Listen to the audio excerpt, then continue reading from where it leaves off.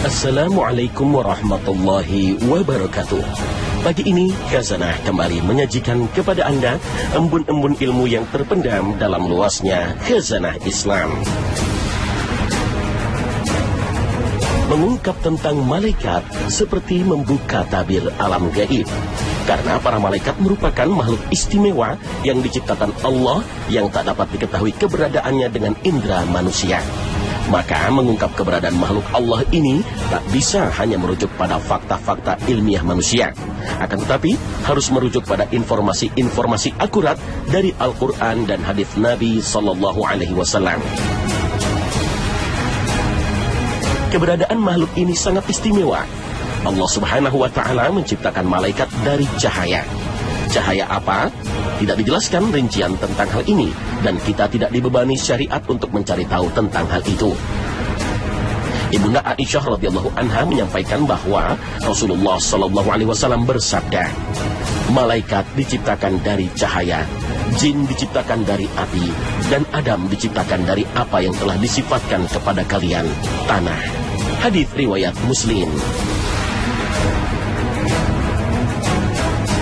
Makhluk yang tidak dianugerahi syahwat, tidak makan dan tidak minum ini tentu saja memiliki kecenderungan yang berbeda dengan kecenderungan manusia dan jin. Kecenderungan para makhluk yang tercipta dari cahaya itu adalah kecenderungan rohani, seperti yang dilakukan oleh para malaikat di sekitar arsy Allah.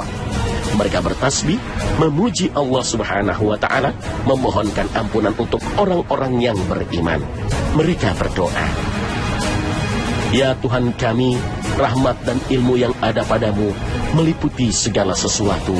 Maka berilah ampunan kepada orang-orang yang bertobat dan mengikuti jalan agamamu, dan peliharalah mereka dari azab neraka yang menyala-nyala.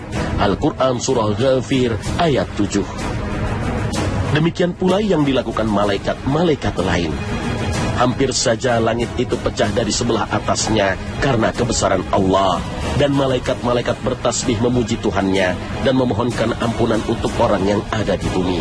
Ingatlah, sesungguhnya Allah dialah yang maha pengampun, maha penyayang. Al-Quran Surah Asy-Syura ayat 5.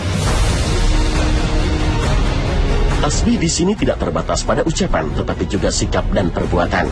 Ada di antara mereka yang berdiri dan yang ruku. Ada yang sujud, ada yang bertawaf mengelilingi Al-Baitul Ma'mur, ada yang bersolawat untuk Nabi Muhammad SAW, serta ada juga yang terus beristighfar untuk orang-orang mukmin. Itu semua mereka lakukan tanpa jemu dan tanpa henti. Dalam pengabdian itu mereka sangat teratur, bahkan melakukannya dengan bersaf-saf. Dan sesungguhnya kami selalu teratur dalam barisan dalam melaksanakan perintah Allah, dan sungguh kami benar-benar terus bertasbih kepada Allah. Al-Quran Surah As-Saffat ayat 165 hingga 166. Informasi tentang wujud para malaikat ini pun juga terbatas. Dari keterangan hadis Nabi bisa diketahui tak semua alam malaikat dan seluk-beluknya diizinkan Allah untuk diinformasikan oleh Nabi pada umatnya. Hal ini bisa kita lihat dari ungkapan Nabi sendiri saat menyampaikan ukuran fisik malaikat pemikul arsy Allah Subhanahu wa Ta'ala dalam sabdanya, aku diizinkan untuk menceritakan tentang salah satu malaikat Allah pemikul arsy, yaitu antara daun telinga dengan pundaknya sejauh 700 tahun perjalanan. Hadis riwayat Abu Daud. Berdasarkan keterangan dari Nabi SAW ini, jika dihitung dengan perhitungan sekarang, panjang pundaknya malaikat pemikul arsy Allah lebih dari 10 juta kilometer. Padahal panjang bumi hanya sekitar 6 juta kilometer lebih. Artinya, panjang pundak malaikat pemikul arsy sekitar 2 kali panjang bumi. Dengan begitu, lebar badannya bisa mencapai 20 juta kilometer. Belum terhitung lebar lehernya, bisa lebih dari 4 kali panjang bumi. Sulit dibayangkan makhluk sebesar ini wujudnya seperti apa. Salah satu dari pemikul arsy itu adalah Israfil, sang peniup sangkakala. Tahukah Anda besarnya sangkakala itu? Diameternya saja sebesar antara langit dan bumi. Sedangkan jarak langit dan bumi adalah 500 tahun perjalanan dengan kuda yang tercepat. Rasulullah bersabda, apakah kalian tahu berapa jarak antara langit dan bumi? Kami para sahabat menjawab, Allah dan Rasulnya lah yang lebih mengetahui. Beliau bersabda, jarak langit dan bumi adalah perjalanan 500 tahun. Hadits riwayat Abu Daud dan lainnya. Bayangkan betapa agungnya penciptaan malaikat pemikul arsy. Jika postur para malaikat begitu besar dan jumlahnya sangat banyak, tentu membutuhkan tempat yang sangat besar dan luas. Lalu di mana mereka tinggal? Berdasarkan keterangan Al-Quran, kita bisa mengetahui bahwa para malaikat itu tinggal di seluruh lapisan langit. Allah Subhanahu wa Ta'ala berfirman, berapapun banyaknya malaikat di langit, syafaat mereka tidak akan berguna sedikit pun, kecuali setelah Allah mengizinkan bagi orang yang Dia kehendaki dan ridhai. Al-Quran Surah An-Najm ayat 26. Saat Nabi SAW mi'raj ke langit didampingi malaikat Jibril alaihissalam, malaikat Jibril meminta izin untuk dibukakan setiap pintu langit dari 7 langit yang diciptakan Allah Subhanahu wa Ta'ala. Hal ini berarti setiap lapisan langit menjadi tempat tinggalnya para malaikat, dan pintu langit pun dijaga oleh makhluk mulia ini. Setelah mencapai langit ke-7 saat mi'raj, Rasulullah SAW bersabda, kemudian aku dibawa naik ke Baitul Ma'mur. Setiap hari ada 70.000 malaikat yang masuk ke sana. Setelah keluar dari sana, mereka tidak kembali lagi. Hadits riwayat Bukhari dan Muslim. Baitul Ma'mur adalah tempat para malaikat bertawaf di langit. Ia seperti Ka'bah untuk tawaf manusia di bumi.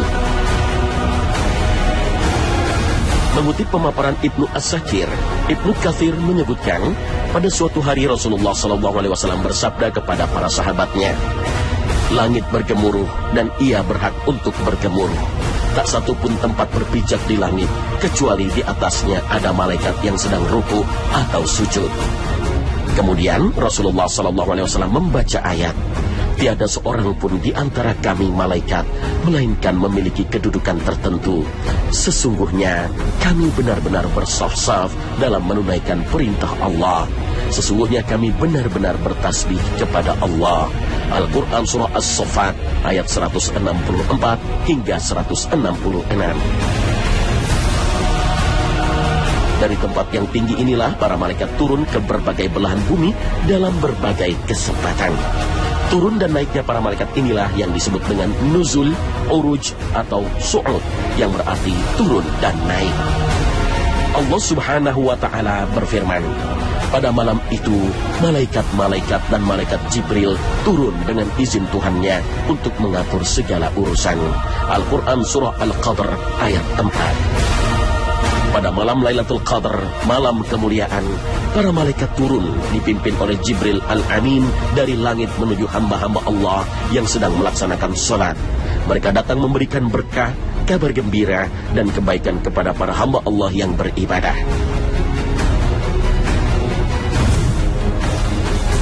Allah Subhanahu wa Ta'ala berfirman, setiap hari dia dalam kesibukan. Al-Quran Surah Ar-Rahman ayat 29. Hal ini juga diperkuat oleh hadis dari Abu Ad-Darda. Rasulullah SAW bersabda, di antara kesibukan yang dilakukan Allah adalah mengampuni dosa-dosa, melapangkan kesempitan, mengangkat derajat suatu kaum, dan merendahkan yang lainnya. Hadis riwayat Ibnu Majah.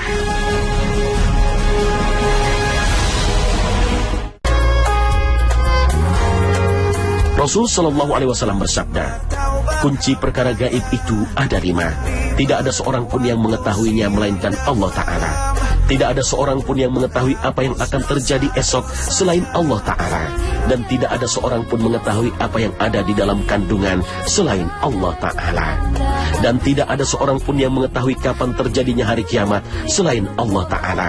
Dan tidak ada seorang pun yang mengetahui di bumi mana dia akan mati selain Allah Ta'ala. Dan tidak seorang pun yang mengetahui kapan hujan akan turun selain Allah Ta'ala.